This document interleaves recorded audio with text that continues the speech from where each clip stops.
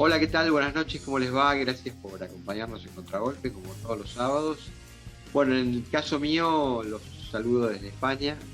Eh, Ustedes saben que en Contragolpe siempre dedicamos unos cuantos minutos dentro de la brevedad del programa a hablar de temas internacionales, de política internacional, porque hay vasos comunicantes, hay fenómenos de la política que empiezan en un lugar, continúan, se copian, y en el caso de los experimentos, de estos artefactos que la ciencia política sitúa en la extrema derecha, bueno, en Europa hay como antecedentes fundantes, ¿no? En el caso de lo que era el Frente Nacional de Le Pen, partidos como el de Víctor Orbán en Hungría, que está gobernando, en Polonia, en España, que es por ahí lo que más conocemos y más tiempo le dedicamos de lectura y de seguimiento.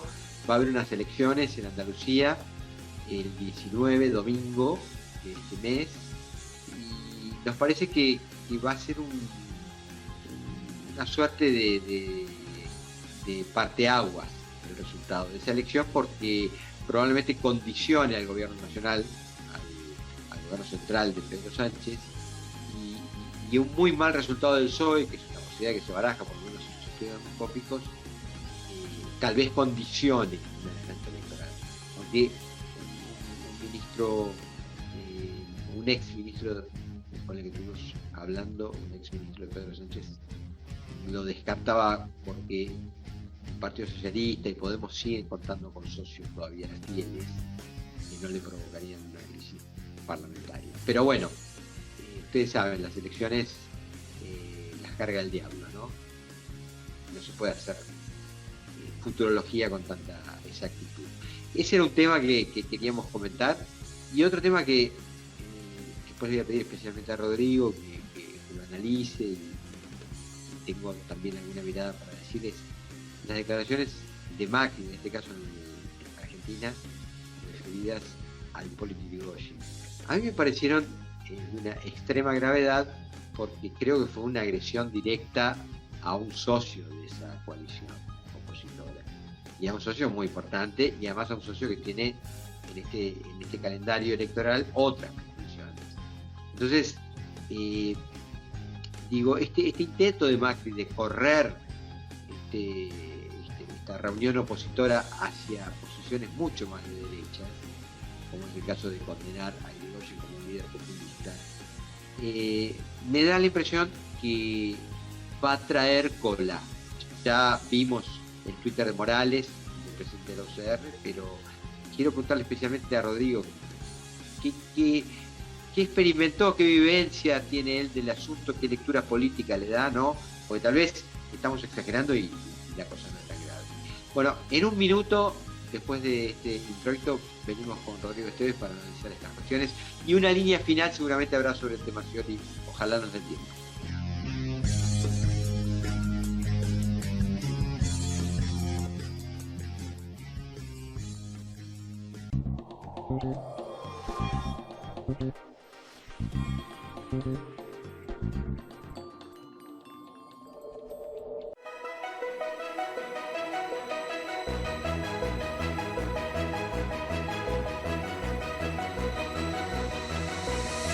La transformación no para.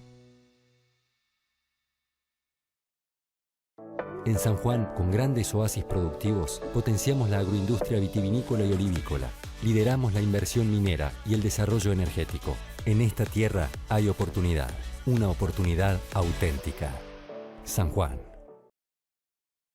Banco Ciudad te quiere ver crecer.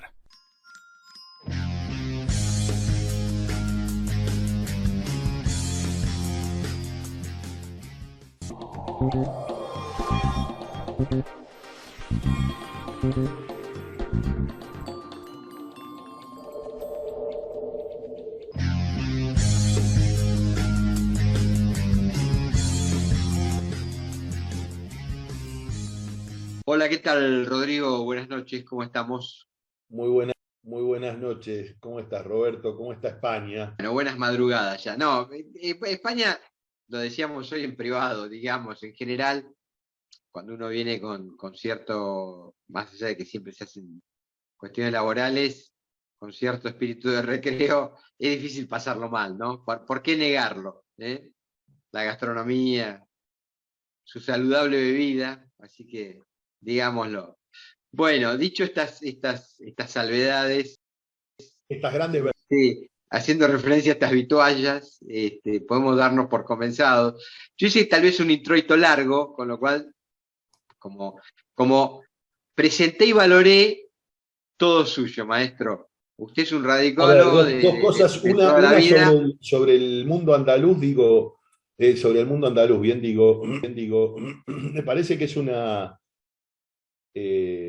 tradición para nosotros, para los que vemos desde afuera, que el PSOE gobierna Andalucía, pero sin embargo los últimos años han sido esquivos, ¿no? Sí. De aquellos años de oro de Manolo Chávez y la marcha Y cuna de Felipe, ¿no? y cuna de Felipe, digo, aquellos años de oro, a este tiempo esquivo donde Ciudadanos y el PP lograron arrebatarle el gobierno a quien en su momento intentó ser la líder del PSOE, ¿no? Porque también es eso, ¿no? Los andaluces perdieron doble combinado, perdieron a su mujer de poder y perdieron a la mujer que intentó quedarse con el PSOE de la mano de los varones, eso también vale decirlo, porque Pedro Sánchez no solo desbancó a los varones, sino que también la desbancó a ella. Como se diría por aquí, te noto muy enterado en el asunto. Estás muy espabilado en el asunto. Efectivamente, todo lo que decís es rigurosamente cierto. Y si querés, una última valoración, porque estoy muy ansioso de tus valoraciones sobre la escena argentina y sobre el tema que planteé. Hoy, como lo dije en la introducción, un exministro, que ahora es diputado, un exministro Sánchez, me dijo: Andalucía sociológicamente es diferente al resto de España, como pasa en Argentina con algunas provincias, ¿no? Con sus características. Bueno, dijo, esta es una comunidad autónoma clientelar, se siente mucho la presencia del Estado.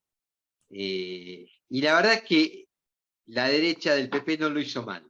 Tiene un muy buen presidente que va a revalidar títulos. La discusión es saber por cuánto. Pero no fue uno que vino y desmanteló mucho de lo que se había hecho allí en esos largos años que vos hablaste de reinado socialista, ¿no? Pero bueno, no quiero que nos vayamos de donde te llevé. Estás obligado, amigo. Volvamos sobre nuestras tierras. Salimos del Mediterráneo y de esas 8 provincias bellísimas y nos volvemos a nuestras tierras. La cosa está áspera en Juntos por el Cambio y, paradoja de la historia, esta vez no fue Gerardo Morales. Así que los editorialistas de algunos medios van a tener que recauchutar sus líneas donde habitualmente apuntaban los cañones, porque esta vez no fue Morales.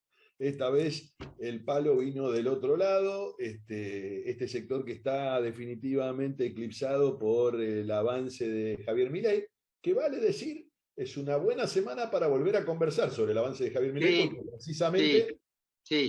precisamente no estamos en el cuarto de hora del avance, estamos en el cuarto de hora del proceso. Nosotros habíamos hablado...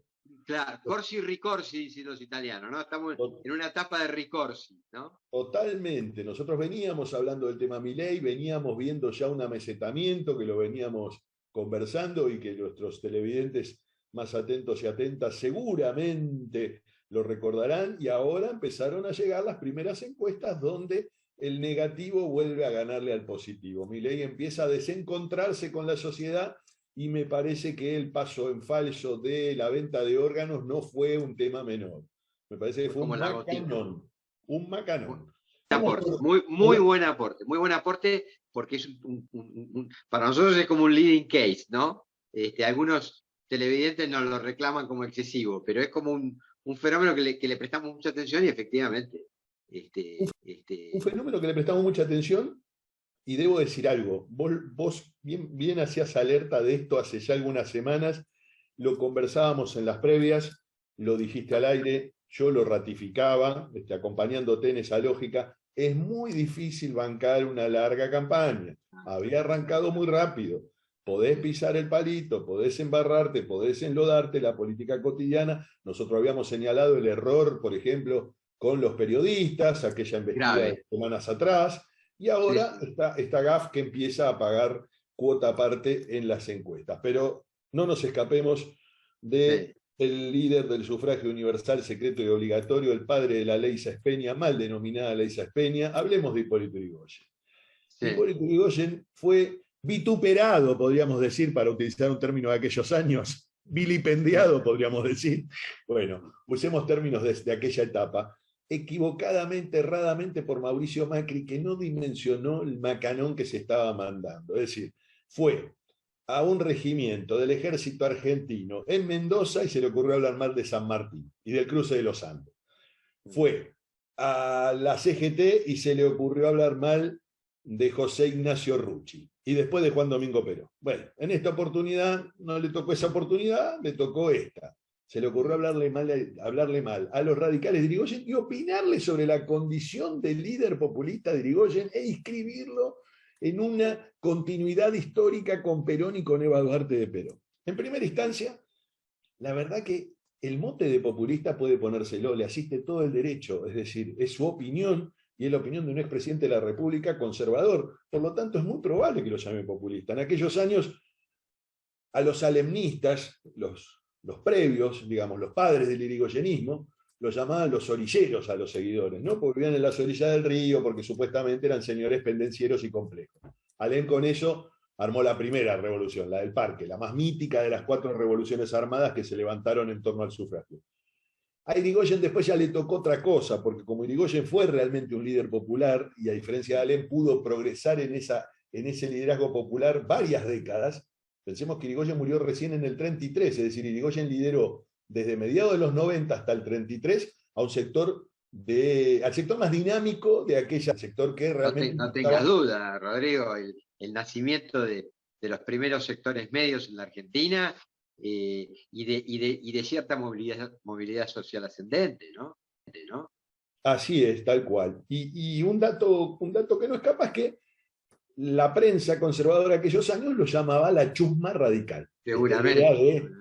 Lo que tal vez algunos reversionan con el correr de los años, un término que hoy no se utiliza y nadie recuerda, los cabecitas negras de Perón, ¿no? Digo, términos donde se demonizaba a esos sectores populares que protagonizaban las movilizaciones en torno al liderazgo. La diferencia medular de Yrigoyen con Perón tiene que ver con su posición frente a lo cotidiano. Yrigoyen, si bien muchos le decían el apóstol en la intimidad, porque era una figura de una referencia casi por momentos eclipsada por cierto misticismo, también los que los denostaban lo denominaban esta idea del tipo peludo. Que estaba escondido. Yo lo conocí, en mi casa se le decía el peludo, ¿no? O sea, yo lo conocí así. Perfecto. Era un mote donde se hablaba de un tipo escondido. La verdad, Yrigoyen no se le conoce la voz, lamentablemente, no hay registro de su voz. La gente amiga del Instituto Yrigoyeniano, por ejemplo, que es un instituto de estudios históricos, depende de la Secretaría de Cultura de la Nación, no ha logrado reconstruir su voz, no tienen un solo registro auditivo. No hay registro sonoro. Claro, Exacto, no hay registro sonoro de la voz de Yrigoyen. Lamentablemente, si bien por caso conversó con Edgar Hoover telefónicamente en el lanzamiento de la telefonía al extranjero, pero lamentablemente no quedó registro de la voz, y en Estados Unidos tampoco está ese registro porque han hecho la gestión precisamente para recuperar ese diálogo con Edgar Hoover. Ahora, volviendo sobre el tema Macri, me parece que tomó riesgo porque sabe de qué riesgo va y sabe a qué va ese riesgo. Me parece que Macri está jugando una baraja y sabe de qué va. Lo que pasa es que lo que no dimensionó fue lo que generó en redes sociales, en una declaración pública del propio presidente del Comité Nacional de Radicalismo, a la que vos hacías mención a través de la red social Twitter, pero que además llegó como una carta abierta a los medios de comunicación masivos. Pero además Rodrigo, ahora ya paso a preguntarte, después de esa provocación de Macri, ¿qué pretendía? ¿Que Morales no contestara? Porque yo aluciné en colores cuando vi la respuesta, por ejemplo, también de Larreta, que bueno, no, pero como desmedido, un uso desmedido de las palabras. Perdón, o sea, metiste en una determinada bolsa, despectivamente, al líder por antonomasia de la Unión Cívica Radical, que yo hoy te decía en la previa, ¿qué radical habla mal de Yrigoyen? Es un valor común, es un upgrade Yrigoyen en el radicalismo. Entonces, tocó un activo muy sensible, Y para mí, si me permitís, y te dejo que sigas desarrollando, que me encanta, porque además está dando una flor de lección de historia, no fue una casualidad, ni fue un error. Macri está, porque además lo dijo después, renglón seguido, que él estaba trabajando en construir un relato determinado, y que ese relato tenía que terminar con 70 años de fracaso en Argentina, y bla, bla, bla, bla, bla, bla. O sea, él está con el asunto del relato. Y en parte tiene razón, es decir, gana el que impone el relato, de alguna manera, ¿no? En la política. Bueno, en fin, me fui, tal vez, pero volvé. Yo te digo lo que vi de afuera, ¿no? Es breve, digo, hay varios elementos. Por caso, sí, sin duda, Irigoyen es el líder por antonomasia del radicalismo en su historia, 2 veces presidente. La segunda presidencia, para tener dimensión, volvemos a reconstruir datos de esos lazos que nadie recuerda. En aquellos años se la conoció como el plebiscito, porque en 1928 Irigoyen ganó con más del 60% de los votos. Irigoyen fue el presidente más votado en aquel momento de la historia. Con un dato que parece menor, pero no lo es. Cuando Irigoyen va a la primera elección presidencial, 1916, la ley Sáenz Peña es del 12, se había triplicado el padrón. Imagínate lo que era la sociedad argentina, que no participaba absolutamente nadie. La ley Sáenz Peña impulsó el padrón de modo tal que en el enrolamiento triplicó. Recordemos que las mujeres aún no estaban incorporadas al voto. Correcto. En el padrón del 28, es decir, del 16 al 28, se octuplica el padrón. 8 veces crece.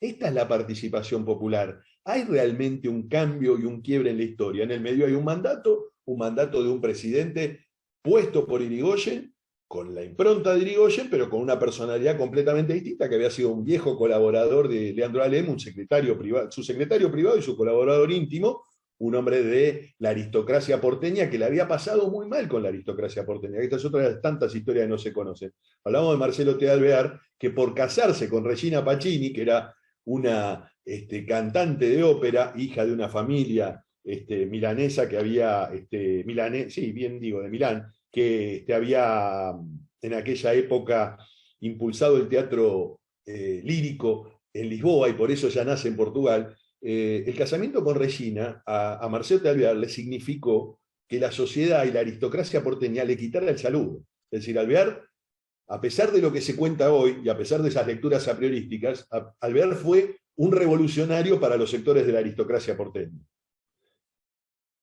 Finalizado esto, y volviendo a la historia de estos días, creo que lo de Macri, y suscribo lo que decís, fue adrede. Creo que Macri tenía en claro lo que estaba haciendo. Lo que no pensó fue la violencia de la respuesta y lo generalizada de la respuesta, que este es el otro tema. Macri logró algo que al radicalismo siempre le cuesta, lo columnó completo. Es decir, Ricardo Alfonsín desde Madrid, embajador de este gobierno, lo cruzó. Leopoldo Moró, desde el sector cristinista ultramontano, lo cruzó. Los sectores más conservadores del radicalismo, que hoy están reunidos en torno a la figura de Alfredo Cornejo, lo cruzaron. Gerardo Morales, actual titular del Comité Nacional, lo decíamos antes, lo cruzó. Es decir, fue generalizado. En algún momento, además, hasta hubo una inteligente política en redes sociales que fue simplemente postear una foto de Irigoyen. Lo de Macri fue durísimo, y tan duro fue que en las redes sociales, Macri cuida mucho las redes sociales, Macri tiene más de 5 millones de followers en la red social Twitter. Alguno dirá, bueno, el show del troll. No creo que sea el show del troll, creo que también hay mucho seguidor genuino. Macri, al otro día, terminó volviendo sobre sus pasos y posteando su propia exposición del año 2016, cuando era presidente, y se había cumplido el centenario de la asunción de Hipólito Yrigoyen, donde él homenajeaba a Yrigoyen. Entonces terminó volviendo sobre sus pasos y diciendo, no, yo pienso esto sobre el radicalismo y no quise cometer el error de generar una disputa dentro de Juntos por el Cambio. En alguna medida, y yo sé que a muchos le cuesta creerlo, Macri reculó en Twitter, no en chancletas como gustan decir algunos, reculó en Twitter. Algunos pensarán, bueno, tenía un deber. Bueno, sinceramente, yo por lo menos de lo que recuerdo de sus redes sociales, muy cuidadas por cierto, nunca Macri se había desdicho de este modo. Es decir, algo sucedió, algún cimbronazo hubo, y acá finalmente algo de lo que vos hacías mención y que es muy importante. ¿Dónde buscar el anclaje histórico? El radicalismo tiene 3 siglos, tiene un anclaje histórico donde marcar. A Macri le cuesta mucho. Macri no se reconoce en la generación del 80, Macri no se reconoce en el desarrollismo, Macri no se reconoce en la década infame porque sabe que sería insultante para el radicalismo. Digo, Macri no logra hacer un andamiaje de un relato histórico donde él pueda volver. Macri se quedó en los animalitos de Marcos Peña, Macri se quedó en esa cosa de inicio de época, de cambio de época, que él fue el iniciador de una nueva Argentina. Esa nueva Argentina se truncó en el 2019 y mi sensación, tal vez equivocada, pero vamos a probar suerte, es que él cree que vuelve a construir de nuevo esa Argentina, ¿no? Este segundo tiempo es parte de esa Argentina que él cree que se inició en el 2015. Sí, comparto totalmente esa valoración. Se siente fundante. Te vuelvo a repetir, sí lo creo habilidoso en la construcción de sentido y de relato. Lo que pasa es que esa construcción de sentido y de relato que él propone incomoda ni más ni menos que al socio más importante que tiene hoy ese espacio político, o uno de los socios más importantes, que tiene gobernadores con poder territorial, con gestión para exhibir, con historia, con territorio, con estructura. No creo que esa coalición opositora pueda prescindir hoy del radicalismo. Y él la pone en tensión. No sé, también entiendo de alguna manera, y esto es una apreciación personalísima, que él incomoda a Larreta con esto. Porque Larreta viene tejiendo toda una buena sintonía con el radicalismo. Y él le viene tirando a la línea de flotación de Larreta, y no sé hasta qué punto la candidatura de Milei o de la propia Bullrich en realidad no son funcionales a esta creación de sentido que propugna Macri, ¿no?